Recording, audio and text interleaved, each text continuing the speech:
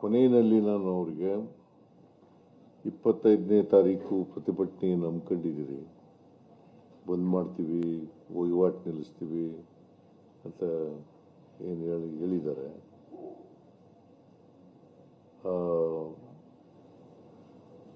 Freedom ಪಾರ್ಕ್ನಲ್ಲಿ ಪ್ರತಿಭಟನೆ ಮಾಡ್ತೀವಿ ಅಂತ ಏನು ಹೇಳ್ಕೊಂಡಿದ್ದಾರೆ.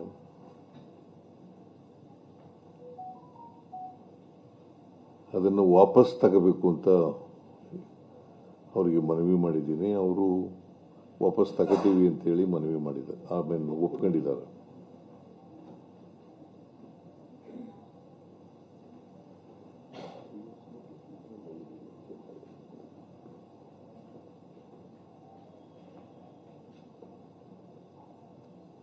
ಇನ್ನೊಂದ್ಸರಿ ರಿಪೀಟ್ ಮಾಡಲ ನಿಮಗೆ, ಇದೇ ಇಂಪಾರ್ಟೆಂಟು.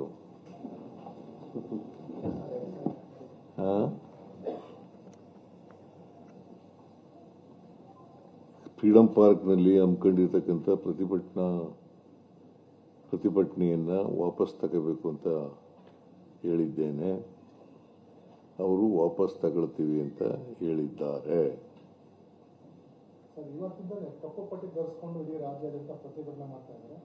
ನಾಳೆ ಏನು ಈ ಬೇಸಿಕ್ ಯೂನಿಟ್ಸ್ ಬಂದ್ ಮಾಡ್ತೀವಿ ಅಂತ ಹೇಳಿದ್ರು, ನಾಳಿದ್ದು ಪ್ರತಿಭಟನೆ ಮಾಡ್ತಾ ಇದ್ರು ಫ್ರೀಡಂ ಪಾರ್ಕ್. ಈಗ ಇವತ್ತು ಹೋರಾಟನ ಕೈ ಬಿಡ್ತಾರ? ಹೌದು, ಎಲ್ಲ ಹೋರಾಟನೂ ಕೈ ಬಿಡೋದು. ಈಗ ಅರಿಯರ್ಸ್ ಏನು ಸರ್? ಈಗ 10 ದಿನದಿಂದ ಕನ್ಸಲ್ಟೇಟ್ ಆಗಿತ್ತಲ್ಲ, ಅದನ್ನ ಅರಿಯರ್ಸ್ ಯಾವ ಥರ? ಅರಿಯರ್ಸು ಪರ್ಸ್ಯೂ ಮಾಡಲ್ಲ ಅಂತ ಹೇಳಿದ್ದೀನಲ್ಲ. ಅರಿಯರ್ಸು ಪರ್ಸ್ಯೂ ಮಾಡಲ್ಲ. ಯಾವ ಕಾರಣಕ್ಕೂ ಕೂಡ ಅವರಿಗೆ ತೊಂದರೆ ಆಗದ ರೀತಿಯಲ್ಲಿ ನೋಡ್ಕೊಳ್ತೀವಿ. ಯಾವಾಗಿಂದ ಕನ್ಸಿಡರ್ ಮಾಡಬೇಕು ಅಂತ? ಯಾವುದು ಯಾವಾಗಿಂದ ಕನ್ಸಿಡರ್ ಮಾಡ್ತಾರೆ? ಅರಿಯರ್ಸ್ ಇಲ್ಲಪ್ಪ, ಅರಿಯರ್ಸ್ ಇಲ್ಲ. ನೋಂದಣಿ ಮಾಡ್ಕೋಬೇಕು, subject to registration.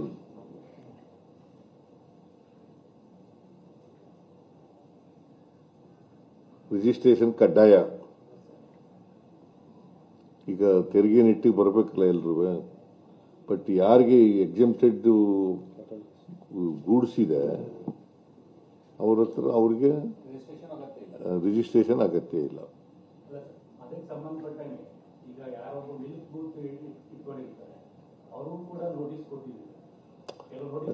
Notice pursue ಮಾಡಲ್ಲ ಅಂತ ಹೇಳಿದ್ವಲ್ಲಪ್ಪ.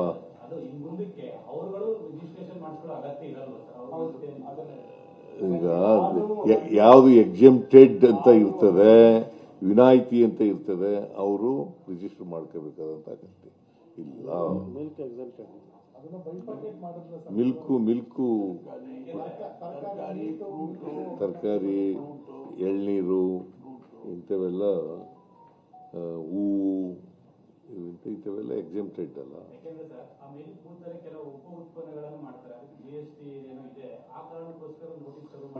GST ಯಾರು ಮಾಡೋದು ಗೊತ್ತಾ ನಿಮ್ಗೆ? ಯಾರು ಹಾಕೋರು? Aided by whom? Aided by whom?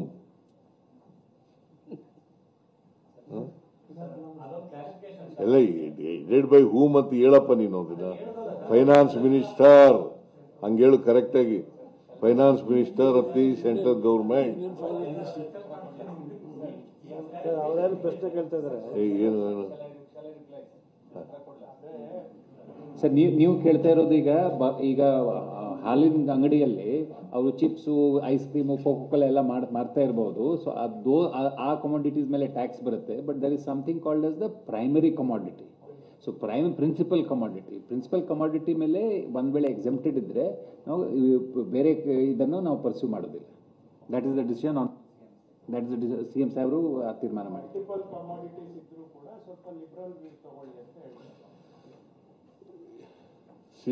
They have agreed. ಇವತ್ತಿನ ಮೀಟಿಂಗ್ನಲ್ಲಿ ಒಪ್ಕೊಂಡಿದ್ದಾರೆ. 3 ವರ್ಷದ್ದು ಅರಿಯರ್ಸ್ ಎಲ್ಲ ಅದನ್ನು ಪರ್ಸ್ಯೂ ಮಾಡಲ್ಲ ಅಂತ ಹೇಳಿದ್ದೀವಿ. 3ನೇದು ಸಹಾಯವಾಣಿ ಮಾಡ್ತೀವಿ ಅಂತ ಹೇಳಿದ್ದೀವಿ. 4ನೇದು ಎಕ್ಸೆಂಪ್ಟೆಡ್ ಗೂಡ್ಸ್ಗೆ ರಿಜಿಸ್ಟ್ರೇಷನ್ ಆಗಬೇಕಾಗಿಲ್ಲ ಅಂತ ಹೇಳಿದ್ದೀವಿ. ಸೊ ಇದಕ್ಕೆಲ್ಲ ಅವರು ಒಪ್ಕೊಂಡಿದ್ದಾರೆ. ನೋಟಿಸ್ ಕೊಟ್ಟಿರೋದು ಅದನ್ನ ನೋಟಿಸ್ಗಳನ್ನ ಇಲ್ಲ, ಏನು ಕ್ರಮ ತಗೊಳ್ಳಲ್ಲ.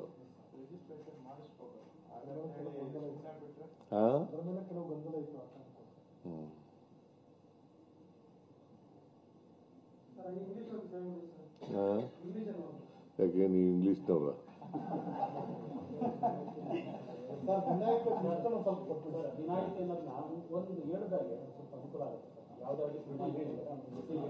ವಿನಾಯಿತಿ ಕೊಟ್ಬಿಡಪ್ಪ.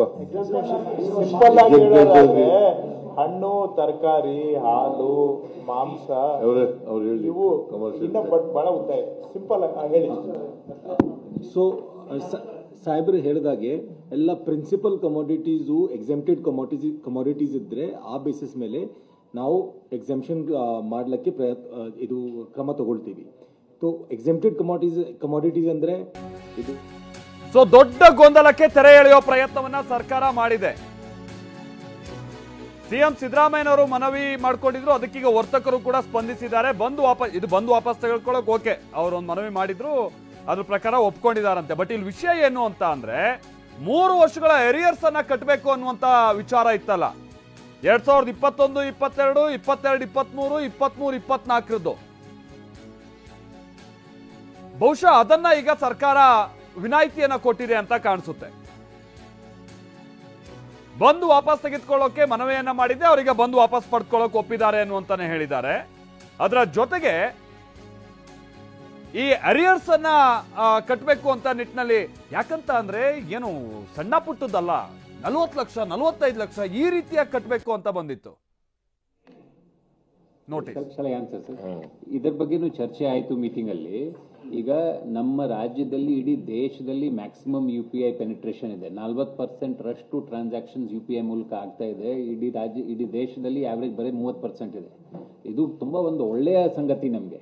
ಯಾಕಂತಂದ್ರೆ ಇದು ಎಲ್ಲ ನಾವು ಕ್ಯಾಶ್ ಇಂದ ದೂರ ಹೋಗಿ ನಾವೊಂದು ಫಾರ್ಮಲ್ ಇಕಾನಮಿಗೆ ಬರೋ ರೀತಿಯಲ್ಲಿ ಮಾಡ್ತಾ ಇದ್ದೀವಿ. ಮಾನ್ಯ ಮುಖ್ಯಮಂತ್ರಿಗಳು ಎಲ್ಲ ಈಗ ಸಂಘ ಸಂಸ್ಥೆಗಳಿಗೆ ಒಂದು ಅಪೀಲ್ ಮಾಡಿದ್ದಾರೆ, ನೀವು ಇದನ್ನೆಲ್ಲ ಮಾಡಕ್ಕೆ ಹೋಗಬೇಡಿ.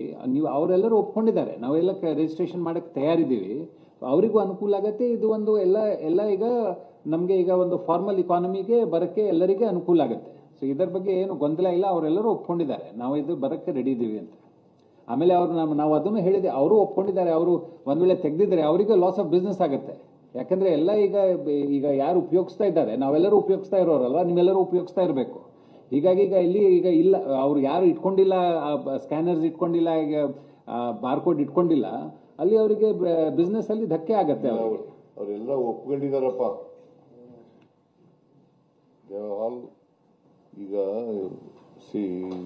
ಇದಕ್ಕೆಲ್ಲ ನಾವು ಏನೇನು ಅವರು ಗೊಂದಲಗಳಿದ್ದೋ ಆ ಗೊಂದಲಗಳನ್ನೆಲ್ಲ ನಿವಾರಣೆ ಮಾಡಿದ್ದೀವಿ. They all agreed and they have agreed to withdraw the protest rally which is organized by the small traders on 25th of this month. They have agreed to withdraw this.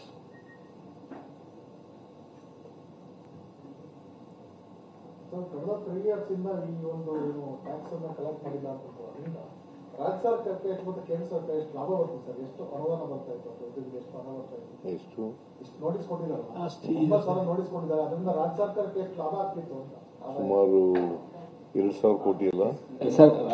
ಅದು ಹೇಳಿಕ್ಕಾಗಲ್ಲ, ಅದು ಅಷ್ಟು ಕರೆಕ್ಟ್ ಎಕ್ಸಾಕ್ಟ್ ಲೆಕ್ಕ ನಾವು ಇನ್ನು ಮಾಡಿಲ್ಲ. ಯಾಕಂದ್ರೆ ನಮ್ದು ಒಂದು ಲೆಕ್ಕ ಇದೆ, ಅವರು ಡಿಸ್ಪ್ಯೂಟ್ ಮಾಡ್ತಾ ಇದ್ದಾರೆ. ಸೊ ಅದರ ಬಗ್ಗೆ ಸದ್ಯಕ್ಕೆ ನಾವು ಅಧಿಕೃತವಾಗಿ ಏನು ಹೇಳಕ್ಕೆ ಆಗೋದಿಲ್ಲ. ಇಲ್ಲ, we don't want to get into that, ಹೇಳೋದು ಬೇಡ. ಹೌದು, ನಾನು ಗಂಡದಿಂದ ಹೆಂಡತಿ ಅಕೌಂಟ್ ಹಾಕಿದ್ದು UPI ಅಲ್ಲಿ ಕಾಣ್ತಾ ಇದೆ, ನಮ್ಮ ಪರ್ಸನಲ್ ಟ್ರಾನ್ಸಾಕ್ಷನ್ UPI ಅಲ್ಲಿ ಕಾಣ್ತಾ ಇದೆ ಅಂತ ಅವ್ರು ಹೇಳ್ತಾರೆ. ಸೊ ಹಾಗಾಗಿ ಅವರು ಇದರಲ್ಲಿ ಟರ್ನ್ ಓವರ್ ಇಷ್ಟು ಅಂತ ಅವ್ರು ಹೇಳಿದ್ರೆ ಅದ್ರ ಮೇಲೆ ನಾವು ಪರ್ಸೆಂಟೇಜ್ ಫಿಕ್ಸ್ ಮಾಡಬಹುದು. ಇದು ನಮ್ದು ಟರ್ನ್ ಓವರ್ ಅನ್ನೋದನ್ನ ಅಷ್ಟು ಸರಿಸಾಗಿ ನಾವು ಅಸ್ಯೂಮ್ ಮಾಡ್ಕೊಳಕ್ಕಾಗಲ್ಲ, ಊಹೆ ಮಾಡ್ಲಿಕ್ಕಾಗಲ್ಲ. ಬಟ್ ಇವರೆಲ್ಲರೂ ವಹಿವಾಟಿದೆ ಅಂತ ಹೇಳ್ಬೋದು. ಇವರೆಲ್ಲರಿಗೂ ಟ್ಯಾಕ್ಸ್ ಲಿಮಿಟ್ ಅಲ್ಲಿ ವಹಿವಾಟು ಆಗಿದೆ ಅಂತ ಹೇಳ್ಬಹುದು. ಅಮೌಂಟ್ ಹೇಳಲಿಕ್ಕೆ ವಿತೌಟ್ ಅವ್ರ ಡೀಟೇಲ್ಸ್ ಕೊಟ್ರೆ ನಾವು ಹೇಳ್ಬಹುದು, ವಿತೌಟ್ ದಟ್ ಹೇಳಿಲ್ಲ.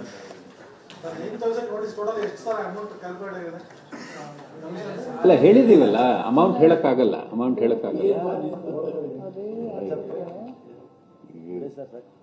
ಸಾಕು ನಡಿಯಪ್ಪ. ಕೊನೆಯದಾಗಿ ಒಂದು ಪೊಲಿಟಿಕಲ್ ಕ್ವಶನ್. ಜೋಶಿ ಹೇಳಿದ್ದಾರೆ, ಇದು ರಾಜ್ಯ ಸರ್ಕಾರ ಮಾಡಿದ್ದಾರೆ, ನಮ್ಗೆ 1/3 ಮಾತ್ರ ಅಧಿಕಾರ ಇರೋದು ಸೆಂಟ್ರಲ್ ಗವರ್ಮೆಂಟ್ಗೆ, 2/3 ರಾಜ್ಯ ಸರ್ಕಾರಗಳಿದೆ. GST ಕೌನ್ಸಿಲ್ ಅಲ್ಲಿ ಇದನ್ನೆಲ್ಲ ಮಂಡಿಸ್ಲಿ, ಇದು ನಮಗೂ ಒಂದು ಸಂಬಂಧ ಇಲ್ಲ ಅಂತ ಜೋಶಿ ಅವರು ಸ್ಟೇಟ್ಮೆಂಟ್ ಕೊಡ್ತಾರೆ. ಜೋಶಿ ಸುಳ್ಳು ಹೇಳ್ತಾ ಇದ್ರು, ರಾಜಕೀಯವಾಗಿ ಸುಳ್ಳು. ಬಿಕಾಸ್ GST ಹಾಕೋರು ಯಾರಪ್ಪ? ಕೇಂದ್ರ ಸರ್ಕಾರ ಅಲ್ವಾ, ಅದನ್ನು ವಸೂಲು ಮಾಡೋರು ನಾವು. ಸೊ GST ಹಾಕಿದ ಮೇಲೆ ನೋಟಿಸ್ ಕೊಟ್ಟಿರೋದಲ್ವಾ, ಮತ್ತೆ ಅವರು ಜವಾಬ್ದಾರಿ ಇಲ್ವಾ?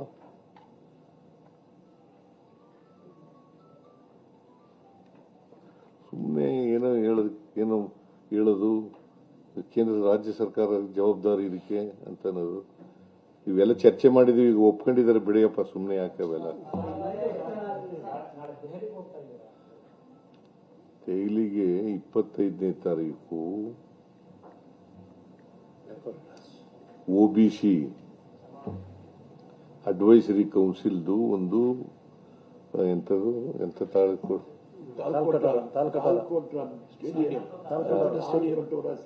ತಾಲ್ಕೊಟಾರ ಸ್ಟೇಡಿಯಂನಲ್ಲಿ ಒಂದು ಸಭೆ ಇದೆ.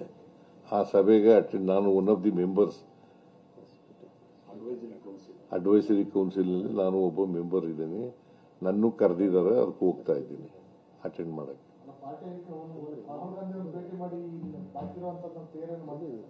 ಯಾವುದು ಈಗ ಶೆಡ್ಯೂಲ್ ಪ್ರೋಗ್ರಾಮ್ ಇಲ್ಲ.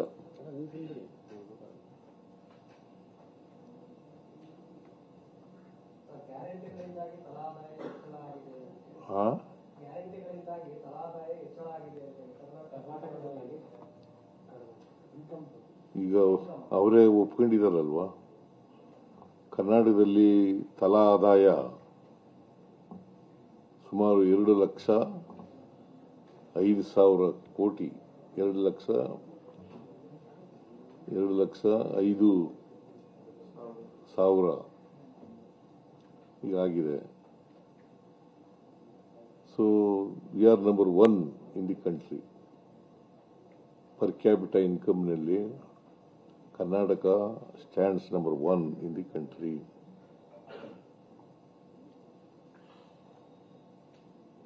ಇದು ನಾನು ಹೇಳಿರೋದಲ್ಲ, ಕೇಂದ್ರ ಸರ್ಕಾರ. ಅದು ಒಂದು ಕಾರಣ, ಅದು ಒಂದು ಪ್ರಮುಖ ಕಾರಣ.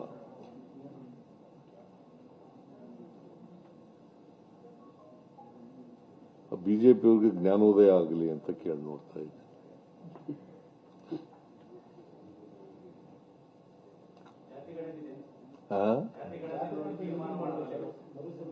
ಹೇಳಿದ್ದೀನಿ 3 ತಿಂಗಳಲ್ಲಿ ಕೊಡಬೇಕು ಅಂತ. ನಾಳೆ ಆದೇಶ ಹೊರಡುತ್ತದೆ. 3 ತಿಂಗಳಲ್ಲಿ, ಆಗಸ್ಟ್, ಸೆಪ್ಟೆಂಬರ್, ಅಕ್ಟೋಬರ್.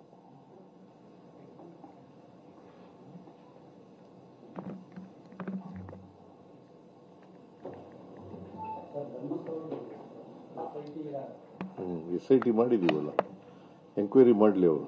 ನಾನು ಪೊಲೀಸ್ ಎಂಕ್ವೈರಿಗೆ ಒಂದು SIT ಮಾಡಿದ್ದೀವಿ, ಅವ್ರು ಎಂಕ್ವೈರಿ ಮಾಡಿ ರಿಪೋರ್ಟ್ ಕೊಡ್ಲಿ. ಸರ್, ರಾಹುಲ್ ಗಾಂಧಿ ಹೇಳಿದ್ದಾರೆ ಲೋಕಸಭಾ ಚುನಾವಣೆಯಲ್ಲಿ ಅಕ್ರಮ ಆಗಿದೆ, ಅದನ್ನು ನಾವು ಬಹಿರಂಗಪಡಿಸ್ತೀವಿ ಅಂತ ಹೇಳಿದ್ದಾರೆ. ಇವತ್ತು ಕರ್ನಾಟಕದಲ್ಲಿ ಯಾವುದೋ ಒಂದು ಕ್ಷೇತ್ರದಲ್ಲಿ ಅಕ್ರಮ ಆಗಿದೆ ಚುನಾವಣೆಯಲ್ಲಿ, ಆ ಕ್ಷೇತ್ರ ಯಾವುದು ಅಂತ ಬಹಿರಂಗಪಡಿಸ್ತೀವಿ ಅಂತ ಹೇಳಿದ್ದಾರೆ. ಬಿಹಾರದಲ್ಲಿ ನಾನು ನೋಡ್ತೀನಿ, ಅದನ್ನು ಗೊತ್ತಿಲ್ಲ, ನನಗೆ ಮಾಹಿತಿ ಇಲ್ಲ. Okay, thank you.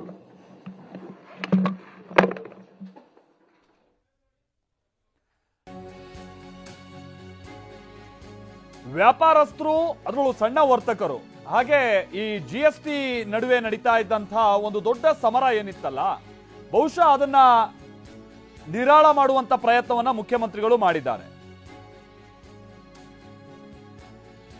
ವಿಷಯ ಏನು ಅಂತ ಅಂದ್ರೆ, 4 ವರ್ಷಗಳ ಅರಿಯರ್ಸ್ ಸಮೇತವಾಗಿ ಈ ವರ್ಷದ್ದು ಟ್ಯಾಕ್ಸ್ ಸೇರಿದಂತೆ ಲಕ್ಷ ಹಣ ಕಟ್ಟಬೇಕು ಅನ್ನುವಂತ ರೀತಿಯಾಗಿ ಟ್ಯಾಕ್ಸ್ ರೂಪದಲ್ಲಿ ಅವರಿಗೆಲ್ಲ ನೋಟಿಸ್ ಹೋಗಿತ್ತು.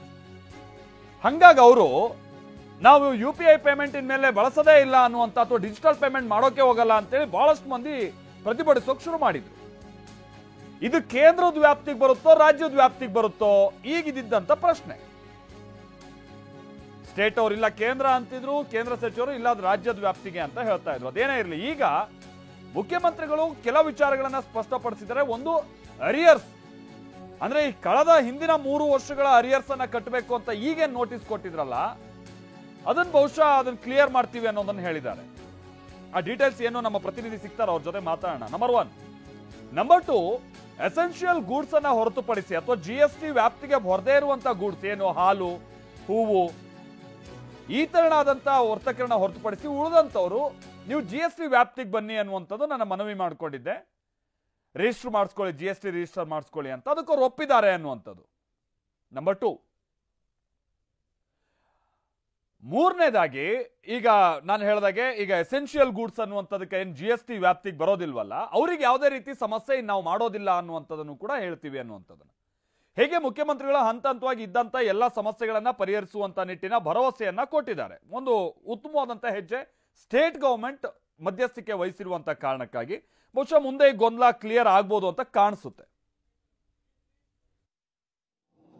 ಸೊ ಕೊನೆಯಲ್ಲಿ ನಾನು ಅವ್ರಿಗೆ 25ನೇ ತಾರೀಕು ಪ್ರತಿಭಟನೆಯನ್ನು ಹಮ್ಮಿಕೊಂಡಿದ್ದೀರಿ, ಬಂದ್ ಮಾಡ್ತೀವಿ, ವಹಿವಾಟು ನಿಲ್ಲಿಸ್ತೀವಿ ಅಂತ ಏನು ಹೇಳಿದ್ದಾರೆ.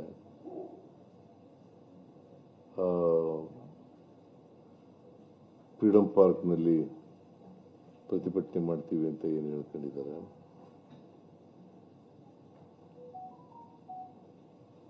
ಅದನ್ನು ವಾಪಸ್ ತಗೋಬೇಕು ಅಂತ ಅವರಿಗೆ ಮನವಿ ಮಾಡಿದ್ದೀನಿ. ಅವರು ವಾಪಸ್ ತಗೋತೀವಿ ಅಂತೇಳಿ ಮನವಿ ಮಾಡಿದ್ದಾರೆ, ಆಮೇಲೆ ಒಪ್ಕೊಂಡಿದ್ದಾರೆ.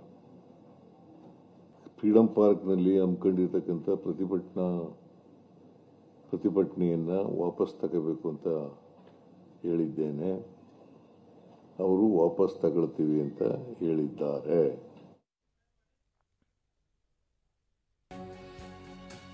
ಎರಡನೇದಾಗಿ ಇನ್ನು ಮುಂದೆ ಇದು ನೋಡಿ, ಇದು ವ್ಯಾಪಾರಿಗಳು ಈಗ ಗಮನಿಸಬೇಕು, GST ನೋಂದಣಿ ಕಡ್ಡಾಯ.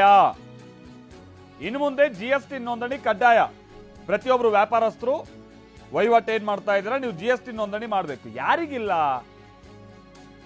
ಹಾಲು, ಹಣ್ಣು, ತರಕಾರಿ, ಎಳ್ನೀರು, ಹೂ ವಿನಾಯಿತಿ ಇರುವಂತ ವ್ಯವಹಾರವನ್ನು ಯಾರ್ಯಾರು ನಡೆಸ್ತಾ ಇದ್ದಾರೆ ಅಥವಾ ಪ್ರಾಡಕ್ಟ್ಸ್ ಅನ್ನ ಯಾರು ಸೆಲ್ ಮಾಡ್ತಾ ಇದ್ದಾರೆ ಅಂತವರಿಗಿಲ್ಲ ಏನು ನೋಂದಣಿ.